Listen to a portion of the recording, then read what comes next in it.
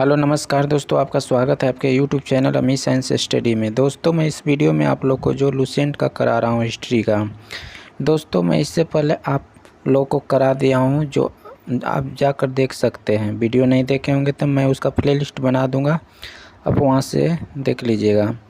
दोस्तों हम लोग डेली देखेंगे लुसेंट का, 1 मंथ के अंदर सब कंप्लीट करा देंगे, ठीक है, जो लुसेंट को। तो दोस्तों देखिएगा, जो हेरोडोटस, इसे इतिहास का पिता कहा जाता है। इसने अपनी पुस्तक हिस्टोरिका में 5वीं शताब्दी ईसा पूर्व के भारत फारस ईरान के संबंध का वर्णन किया है, परंतु इसका विवरण भी अनुश्रुतियों एवं अफवाहों पर आधारित है। आगे देखिएगा फ्रेंड्स, सिकंदर के साथ आने वाले लेखकों में नियाकस, अनेसिक्राटस तथा अरिस्टोबुलस के विवरण अधिक प्रमाणिक एवं विश्वसनीय है।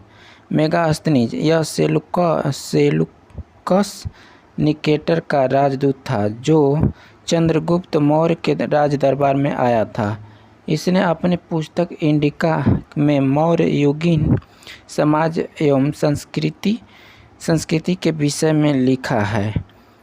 डायमेकस, यह सीरियन नरेश अंतियोकस का राजदूत था, जो बिंदुसार के राज दरबार में आया था। इसका विवरण भी मौर्य युग से संबंधित है।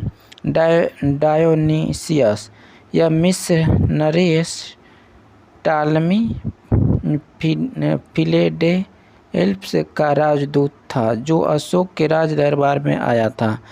टालमी, इसने दूसरी शताब्दी में भारत का भूगोल नामक पुस्तक लिखी। प्लिनी, इसने प्रथम शताब्दी में नेचुरल हिस्ट्री नामक पुस्तक लिखी। इसने भारतीय पशुओं, पेड़ पौधे, खनिज पदार्थों आदि के बारे में विवरण मिलता है। आगे देखते हैं, पेरिप्लस ऑफ द इरीथ्रियन सी, इस पुस्तक के लेखक के बारे में जानकारी नहीं है। यह लेखक करीब 80 ईस्वी में हिंद महासागर की यात्रा पर आया था। इसने उस समय के भारत में बंदरगाहों तथा व्यापारिक वस्तुओं के बारे में जानकारी दी है। चीनी लेखक देखिएगा, फाहियान, यह चीनी यात्री गुप्त नरेश चंद्रगुप्त द्वितीय के दरबार में आया था। इसने अपने विवरण में मध्य प्रदेश के समाज एवं संस्कृति के बारे में वर्णन किया है। इसने मध्य प्रदेश की जनता की सुखी एवं समृद्धि बताया है। यह 14 वर्ष तक भारत में रहा।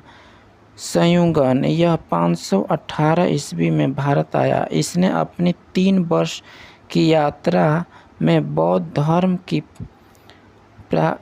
प्राप्तियां एकत्रित की। देखिएगा फ्रेंड्स, हेनसोंग, यह हर्षवर्धन के शासनकाल में भारत आया था।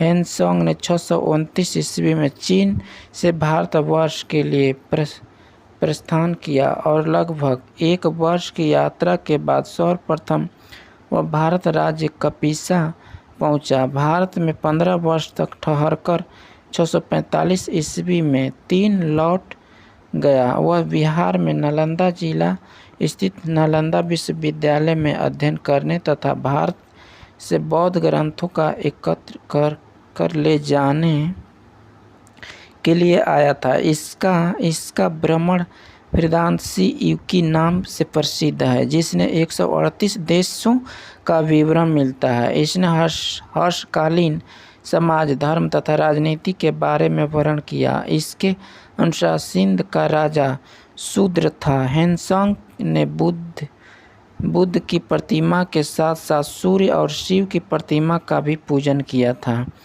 नोट देखते हैं, हेनसोंग के अध्ययन के समय नालंदा विश्वविद्यालय के कुलपति आचार्य शीलभद्र थे। यह विश्वविद्यालय बौद्ध दर्शन के लिए प्रसिद्ध था। आगे देखते हैं, इतिसंग, यह 7वीं शताब्दी के अंत में भारत आया। इसने अपने विवरण में नालंदा विश्वविद्यालय, विक्रमशिला विश्वविद्यालय तथा अपने समय के भारत का वर्णन किया। आगे देखते हैं, अरबी लेखक अलबरूनी या महमूद गजनवी के साथ भारत आया था। अलबरूनी जो हो जाएगा ख्वारिज़्म या खीव आधुनिक तुर्कमेनिस्तान का रहने वाला था। अरबी में लिखी गई उसकी कृति किताब उल हिंद या तहकीक-ए-हिंद भारत की खोज आज भी इतिहासकारों के लिए एक महत्वपूर्ण स्रोत है। यह एक विस्तृत ग्रंथ है जो धर्म और दर्शन, त्योहार, खगोल विज्ञान, कृमियाँ, रीति रिवाज तथा प्रथाओं, सामाजिक जीवन, भार, तौल तथा मापन विधियों, मूर्तिकला, कानून, मापतंत्र, विज्ञान। ठीक है फ्रेंड्स, आगे देखते हैं। आदि विषयों के आधार पर 80 अध्यायों में विभाजित है। इसमें राजपूत कालीन समाज, धर्म, रीति रिवाज, राजनीति आदि पर सुंदर प्रकाश डाला गया है। आगे देखते हैं। इब्न बतूता, इसके द्वारा अरबी भाषा में लिखा गया इसका यात्रा वृत्तांत जिसे रेला कहा जाता है। 14वीं शताब्दी में भारत उपमहाद्वीप के सामाजिक तथा सांस्कृतिक जीवन के विषय में बहुत ही प्रचुर तथा सबसे रोचक राजनीतियाँ देता है, जो 1333 ईस्वी में दिल्ली पहुँचने पर इसकी विद्वानता से प्रभावित होकर सुल्तान मोहम्मद बिन तुगलक ने उसे दिल्ली का काजी या न्यायाधीश नियुक्त किया। आगे देख लेते हैं फ्रेंड्स।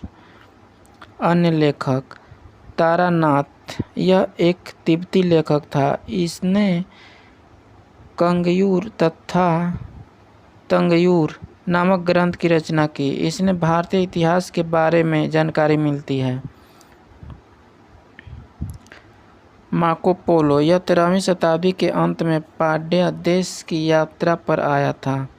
इसका विवरण पांड्य इतिहास के अध्ययन के लिए उपयोगी है।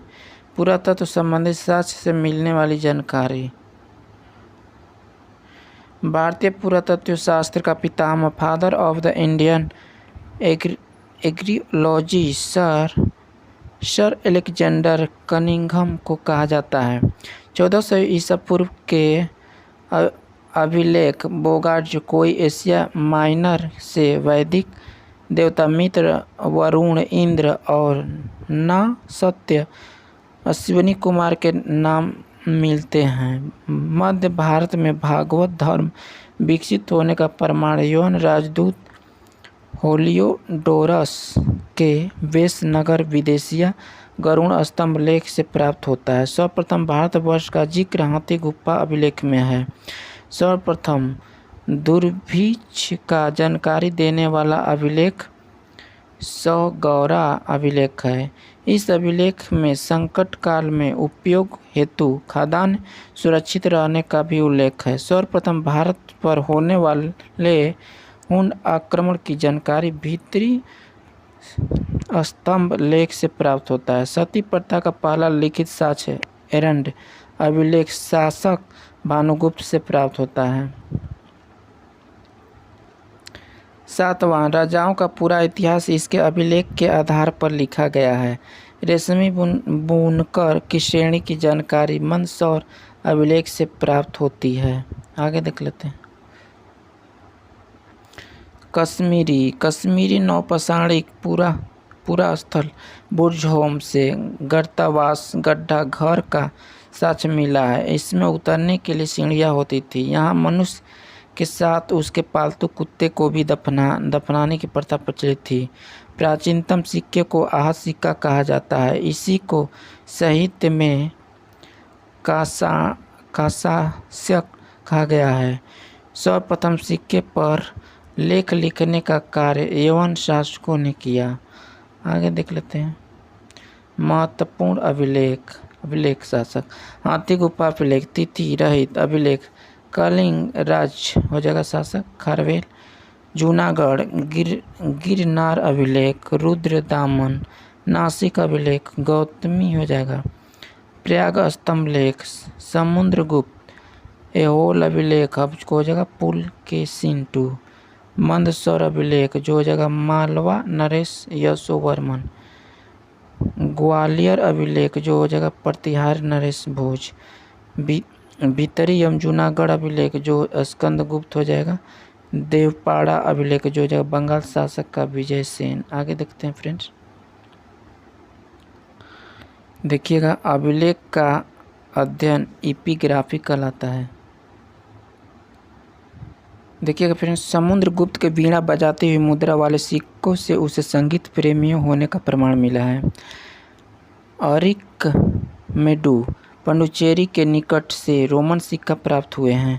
नोट देख लेते हैं। सबसे पहले भारत से संबंध वर्मा शून्य भूमि वर्तमान में म्यांमार, मलाया आपको जो स्वर्ण द्वीप, कंबोडिया, कम्बोज और जावा यह द्वीप से स्थापित हुई है। उत्तर भारत में मंदिरों की कला की शैली नागर शैली एवं दक्षिण भारत के नागरिकों की कला द्रविड़ शैली कहलाती है। दक्षिणापथ के मंदिर में नागर और द्रविड़ दोनों शैलियों का प्रभाव पड़ा है, अतः यह वैष्णव शैली कहलाती है।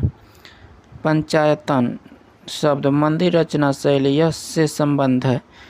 एक हिंदू मंदिर तथा पंचायतन शैली कहलाता है। जब मुख्य मंदिर 4 सहायक मंदिरों से घिरा होता है तो पंचायत मंदिर के उदाहरण में कंदरिया महादेव मंदिर खजुराहो, बृहदेश्वर मंदिर भुवनेश्वर, लक्ष्मण मंदिर खजुराहो, लिंगराज मंदिर भुवनेश्वर, दशावतार मंदिर देवगढ़ उत्तर प्रदेश, घोड़ेश्वर मंदिर महाराष्ट्र। ठीक है फ्रेंड्स, इस वीडियो में इतना ही रहने देते हैं। नेक्स्ट वीडियो में फिर हम लोग मिलेंगे। और वीडियो अच्छा लगा होगा तो इसे ज़रूर लाइक कीजिएगा फ्रेंड्स। चैनल पर नए होंगे तो चैनल को भी आप सब्सक्राइब जरूर कर लीजिएगा और कमेंट बॉक्स में आप ज़रूर बताइएगा कि कैसा वीडियो लगा। नेक्स्ट वीडियो में फिर मिलेंगे, तब तक के लिए धन्यवाद।